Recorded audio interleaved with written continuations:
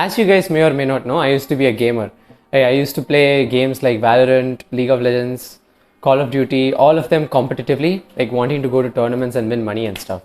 And now that I've quit all these games, I wanted to talk to the people who I've met through these games to figure out why they're playing these games in the first place, right? There should be some kind of reason why you're doing this activity as opposed to doing some kind of other activity, right? And the most common reply that I got, and one of the replies that I was personally giving, right? And that reply was that they were escaping, right? And they were escaping from just the sheer stress of existing. Since this was the answer that I gave myself, I decided to extrapolate this answer out and actually dive deeper into my answer and try to pinpoint, ask why am I escaping and all these things. And what I arrived on was something that I did not want to arrive on in the first place. It was cope. I was coping. I couldn't bear the stress of just existing because my existence in itself was a disgrace. A disgrace to all my ancestors and the disgrace to my father who gave me this kind of life. I mean, I don't know, this kind of personal opinion, but I feel like the kind of things that my parents were giving me, it was kind of like a disservice to them when I was just sitting around playing video games the entire day. I don't know, it's personal opinion, right? This is something that I noticed in my behavior, and frankly, it will be pretty clear to you guys as well when I actually point it out. My behavior when I was referring to video games as an escape was no different from a person who's abusing some kind of drug like alcohol or cocaine or meth for that matter. They'd say the same thing. So my addiction and the people who give this kind of same excuse, you're kind of similar to a druggie. Fuck, I'm gonna get into a lot of trouble for this. Playing too much video games can actually make your depression worse. It's like a chicken or the egg story. Psychologists couldn't tell whether people who play video games become depressed or you start playing video games because you're depressed. But I don't understand why you would associate yourself with something that frankly doesn't serve you. I don't know if the data is incredibly accurate, but according to me it's pretty accurate because everything just started aligning in my head, right? So I mean, if it fits my narrative, so why not just believe the data? And believe me when I say this, I came across this data when I actually skimmed through a blog which was posted on this website of a YouTuber called healthygamer.gg. For all you guys who don't know him, healthygamer.gg is probably the coolest psychiatrist for everyone who plays games. You can actually relate to this guy because he also plays games. Yeah, he plays Dota too, right? And when he is telling you, right, it's a psychiatrist who plays video games and he is telling you that video games is actually harmful, right? And when some person who's a psychologist and he plays games and he's telling you should know there is some kind of truth to what he's saying, right? Unless you're incredibly narcissistic, in which case, I mean, sure, fair enough, you can't help it. I mean, no one can help you at that point, but and it makes sense too, right? I mean, why wouldn't you try to cope when you're dealing with just the overbearing stress of existing? I mean, I personally think stress is an amazing thing that needs to exist, but that's just my opinion. I don't know. So if you are to cope, I don't understand why people cope with some kind of drug like video games. I mean, yes, I refer to video games as drugs because I personally don't see any kind of difference. You can argue that drugs have direct physical disadvantages, but the mental disadvantages of gaming just compensates for it anyway. So, and that's another whole discussion. But anyway, yeah, if you are going to cope, why would you cope in a way where, okay, you're playing video games and you're playing Valorant, okay, you kill someone and just instantly you get that gratification, okay, that lasts for about 5-10 seconds.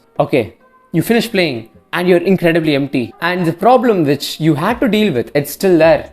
And you wonder why. You want to know why? Because when you play video games, all your problems do not get solved. They are still right there. It is just you numbing your mind enough to the point where you don't need to think about it. All the while the problem just grows inside your mind, just subconsciously it just grows. To the point where it just gets impossible to deal with in a way. If you are putting away your problems and just playing video games, you're kind of doing a disservice to your future self. Because you're just expecting your future self to deal with the problem. It's going to be harder than the problem that you have right now. I mean, I don't know if I'm making sense right now, but I hope I am. So if you anyway have to cope, just cope in a healthy way, man. Just cope, meditate, right? Just read something. Go talk to your mother. Go talk to friends. Instead of just sitting and talking to friends on Discord, ask them if you guys can meet, right? Just go to some kind of social setting and actually just sit down and talk to them. Instead of just completely lost in this digital world that we're living in today, right? And meditation and just writing down your goals and all these working out, all of this isn't like that cool, like isn't as cool as playing video games. I agree. But like these things actually improve your life in the long run. I would even argue video games don't even improve your life that much. But like, yeah, I mean, again, yeah, that's another topic. But yeah, actually coping by doing all these things might feel uncomfortable in the short term, but believe me, when the benefits start kicking in, they do not stop, bro. They do not stop. Even if you stop doing the activity for a while, the benefits will keep on coming in because it is delayed gratification. When you do something now, the you 1 month from now will get the benefits from your actions right now.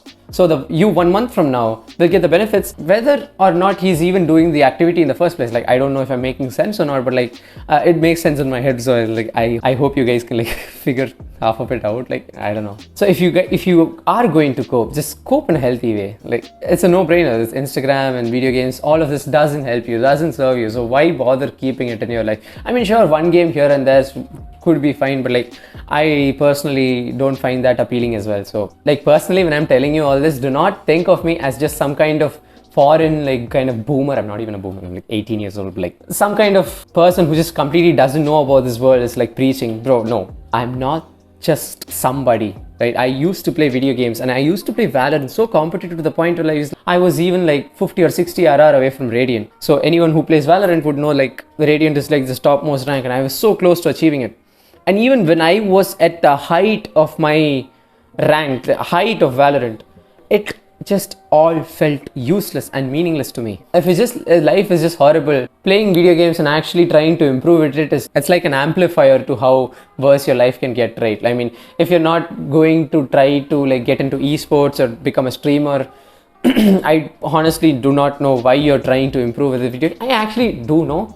It's for status, but that's like another video. This like status, I make a separate video on just status alone. But yeah, this is my experience, right? Just what I preach right here, just try it for a month, right? At least give me the benefit of the doubt for a month. Just completely substitute as much as you can video games with these healthy habits, right? So like meditation and journaling and writing down your goals, all these evergreen pure habits that will actually benefit you. And after a month, when you've tried it and you just don't see any habits, fine, you can go back to living however you were living. But at least give your body and your mind just this 1 month of a lifestyle change and see how it suits you, right? And if it actually helps you, keep on going, right? Like actually overload the kind of time you're meditating, the amount of words you're journaling, right? Just overload it.